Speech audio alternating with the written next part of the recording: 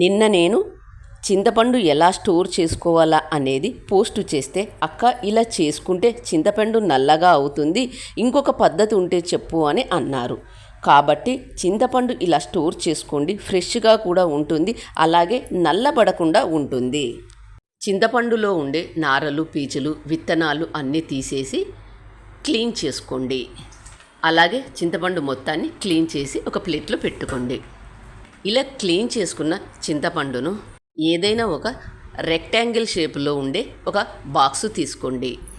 ముందుగా మనం క్లీన్ చేసుకున్న చింతపండును బాక్సులో పెట్టుకోండి. బాక్సు మొత్తం అదిమి పెట్టుకోండి. ఇక్కడ గ్యాప్ లేకుండా బాగా అదిమి పెట్టుకోండి. లేదంటే ఇలాంటి దాన్ని తీసుకొని అంత సమానంగా ఉండేటట్లు చూసుకోండి.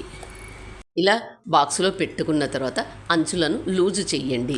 ఒక నైఫ్ సహాయంతో అంచులను లూజు చేసుకోండి. ఇలా అంచులను లూజు చేసిన తర్వాత బాక్సును తిప్పి ఇలా ట్యాప్ చేయండి. అప్పుడు అదంతా ఈజీగా తీయడానికి వస్తుంది.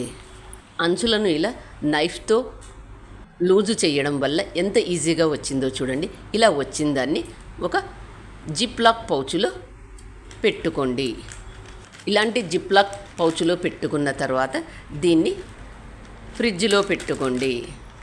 ఇలా జిప్ లాక్ పౌచ్లో పెట్టుకొని ఫ్రిడ్జ్లో పెట్టుకోవడం వల్ల చింతపండు నల్లబడకుండా ఉంటుంది, పురుగు పట్టకుండా కూడా ఉంటుంది, చింతపండు ఫ్రెష్గా కూడా ఉంటుంది.